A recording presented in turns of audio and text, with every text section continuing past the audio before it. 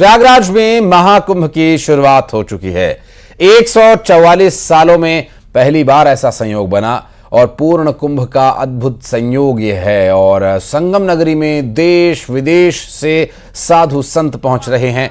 अखाड़ों का भव्य शिविर सज गया है। तस्वीरों में आप देख पा रहे हैं। What you will say about today? You can talk to her. You're going to take holy bath. Yes, we are going to take a holy bath. From where you are? From Russia. You're all from Russia. Yes, Russia, Ukraine, different countries, but mostly like Russian speaking. तो आप यहाँ पर देख पा रहे हैं, ये Argentina से नहीं, ये रसिया से हैं। रसिया के सभी हैं और ये अगर तस्वीरों में देखिए, अब ये संगम में पवित्र स्नान करने के लिए आगे बढ़ते हुए यहाँ पर you are from Russia, you are from Russia. You are going to take the holy bath. Moscow. Okay, यहाँ पर देखिए तस्वीरों में, तो ये लगातार ये रसिया से आई हैं और संगम में पवित्र स्नान करने के लिए जा रही हैं। वीडियो जर्नलिस्ट युगल के साथ Amit Kumar Singh, news 18 India, Sangam.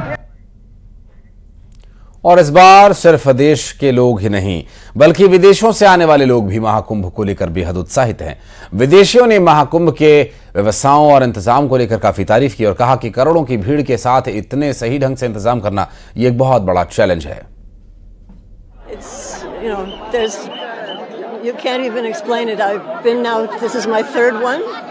I went in 2010 to Hardwar, 2013 here, and now again, and all of the craziness and things are changing, but beneath all of that is just something that doesn't change. Very impressed. It's very well organized.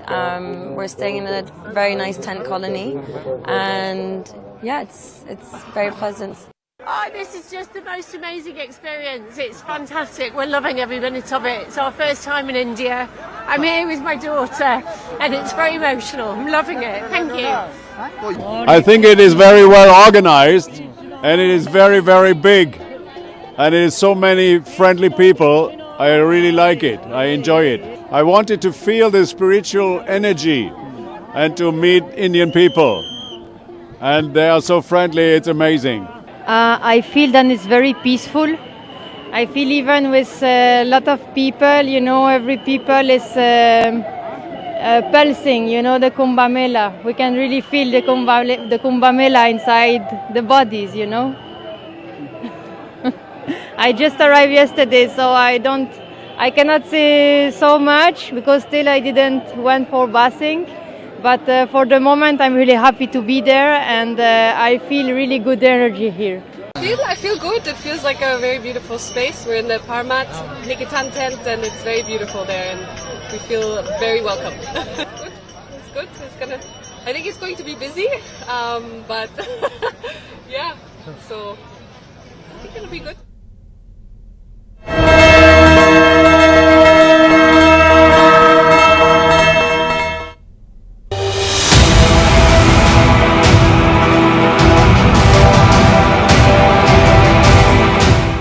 Naga साधु सबसे बड़े धर्म रक्षक।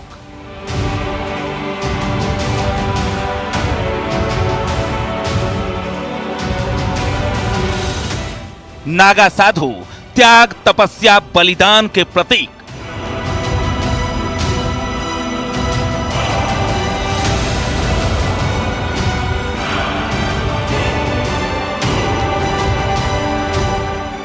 नागा साधु जिनके वश में होती हैं 10 इंद्रियां।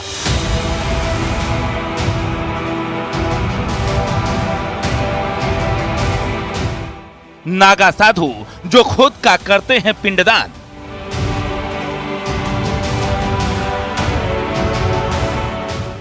कैसे बनते हैं नागा, क्या है इनका इतिहास?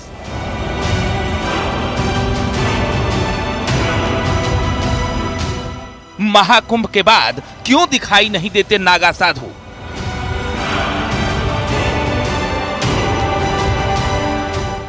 अमृत स्नान से पहले क्यों करते हैं 17 श्रृंगार?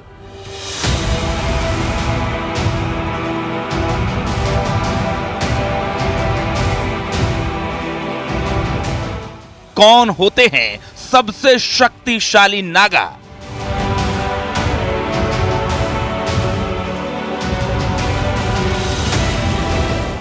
नागा साधुओं का रहस्यलोक।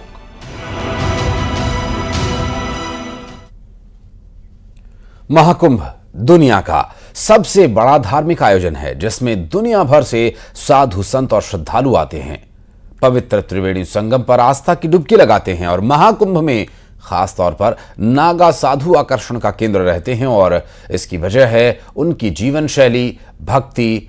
आज हम आपको नागा साधुओं के रहस्यमयी दुनिया के बारे में बताएंगे और सबसे पहले आपको दिखाते हैं नागाओं का इतिहास।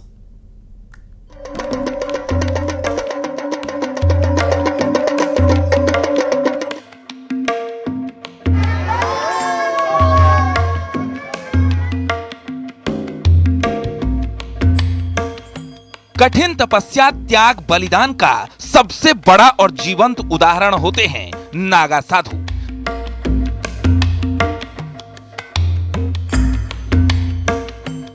नागा साधुओं का जीवन अन्य साधुओं की तुलना में सबसे कठिन माना जाता है।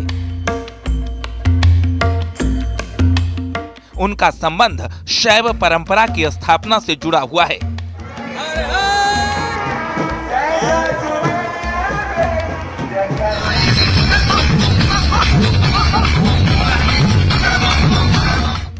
नागा साधु भगवान शिव के अनुयायी होते हैं जिनके पास तलवार, त्रिशूल, गदा, तीर और धनुष जैसे हथियार होते हैं। नागा साधुओं को अक्सर महाकुंभ, अर्धकुंभ या सिंहस्थ कुंभ में देखा जाता है। आदि गुरु शंकराचार्य ने सनातन धर्म की रक्षा के लिए केवल साधारण सैनिक नहीं बल्कि वैदिक सैनिक तैयार किए। ऐसे सैनिकों का एक संगठन बनाया गया जिनके पास धर्म के अलावा कोई और विरासत नहीं थी। उनके एक हाथ में वेद, गीता, उपनिषद और पुराण थे तो दूसरे हाथ में भाला, तलवार और कृपाण। आदि गुरु शंकराचार्य ने ऐसे साधु सैनिकों का एक संगठन बनाया जो साधु भी थे और सैनिक भी। इन्हें ज्ञान देना और प्राण लेना दोनों का अभ्यास था। इन्हीं योद्धा साधुओं को उन्होंने नागा नाम दिया। जब बाहरी आक्रमणकारियों ने भारत की संस्कृति को नष्ट करना शुरू कर दिया था, मंदिर तोड़े जाने लगे थे और ग्रंथों को नष्ट किया जाने लगा, उसी दौरान आदि गुरु शंकराचार्य ने एक सेना को तैयार किया। नागा साधुओं की ये सेना को तैयार किया गया ताकि भारत की संस्कृति को बचाया जा सके और इस संस्कृति को बचाने के साथ साथ उनसे मोर्चा लेने के भी लिए जो ये सेना तैयार की गई थी उसे नागा सेना का नाम दिया गया। नागा योद्धाओं की सेना तैयार करने के पीछे आदि गुरु शंकराचार्य का लक्ष्य एकदम साफ था। भारत की आत्मा, अध्यात्म और उसके मन दर्शन की रक्षा करना। इस देश की सांस्कृतिक विरासत और उसकी पुरातन धरोहरों की रक्षा करना। उन्होंने नागाओं को बाहरी आक्रमण से उनके पवित्र धार्मिक स्थलों, धार्मिक ग्रंथों और आध्यात्मिक ज्ञान की रक्षा की जिम्मेदारी सौंपी थी। आदि गुरु शंकराचार्य भारत के लोगों को ये संदेश देना चाहते थे कि जब तक एक हाथ में शास्त्र के साथ साथ दूसरे हाथ में शस्त्र न हो तब तक धर्म की रक्षा नहीं की जा सकती। बाद में आदि गुरु शंकराचार्य ने अपने इस संदेश को भारत के कोने कोने में फैलाने और लोगों को अपनी संस्कृति, सभ्यता और धर्म की रक्षा की खातिर युद्ध भूमि में उतरने के लिए प्रेरित करने के उद्देश्य से नागा साधुओं को भेजा था। आपके मन में यह सवाल जरूर उठता होगा कि आखिर नागा साधु कैसे बनते हैं। दरअसल नागा साधुओं का संबंध शैव परंपरा से है। सनातन परंपरा को आगे बढ़ाने और इसकी रक्षा करने के लिए अलग अलग सन्यासी अखाड़ों में महाकुंभ के दौरान नागा साधु बनाने की प्रक्रिया अपनाई जाती है। भारत में नागा साधुओं का इतिहास बहुत पुराना है, लेकिन आज भी इनका जीवन आम लोगों के लिए एक रहस्य की तरह होता है। भारत में लगने वाले सबसे बड़े धार्मिक मेले महाकुंभ के कई अलग अलग रंगों में से सबसे रहस्यमयी रंग होते हैं नागा साधु। संतों के 13 अखाड़ों में से 7 अखाड़े ही नागा साधु बनाते हैं। जूना, महानिर्वाणी, निरंजनी, अटल, अग्नि, आनंद और आवाहन अखाड़ा। नागा साधु बनने की प्रक्रिया कठिन और 12 साल लंबी होती है। नागा साधुओं के पंथ में शामिल होने की प्रक्रिया में लगभग 6 साल लगते हैं। इस दौरान नए सदस्य एक लंगोट के अलावा कुछ नहीं पहनते। कुंभ मेले में अंतिम प्रण लेने के बाद वे लंगोट भी त्याग देते हैं और जीवन भर यूं ही नग्न यानी दिगंबर रहते हैं।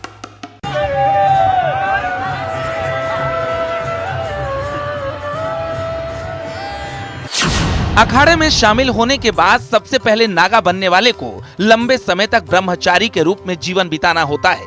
इसके बाद उसे महापुरुष और फिर अवधूत का दर्जा दिया जाता है। अंतिम प्रक्रिया महाकुंभ के दौरान पूरी होती है, जहां उसका स्वयं का पिंडदान और दंडी संस्कार संपन्न कराया जाता है, जिसे बिजवान कहा जाता है। इसके बाद उसे अंतिम परीक्षा से गुजरना होता है, जिसमें वो दिगंबर और फिर श्री दिगंबर बनाया जाता है। दिगंबर नागा एक लंगोट पहन सकता है, जबकि श्री दिगंबर को पूरी तरह नग्न रहकर जीवन यापन करना होता है। इसके बाद इन्हें 5 गुरु भगवान शिव, भगवान विष्णु, शक्ति, सूर्य और श्री गणेश स्वीकारने होते हैं। इसके बाद नागा साधुओं के बाल मुड़वाए जाते हैं और कुंभ के दौरान उन्हें गंगा नदी में 108 डुबकियां लगानी पड़ती हैं। नागाओं का पराक्रम इतिहास के पन्नों में पहली बार 1757 में गोकुल के युद्ध के रूप में दर्ज किया गया था, जब 111 नागा साधुओं ने अहमद शाह अब्दाली के नेतृत्व वाली अफगान सेना को बुरी तरह से हराया था। इस बर्बर अफगान सेना का नेतृत्व सरदार खान कर रहा था, जो अफगान शासक अहमद शाह अब्दाली का सबसे निर्दयी सिपाही था। दरअसल अहमद शाह अब्दाली एकदम क्रूर, निर्दयी, रक्त पिशाच शासक था।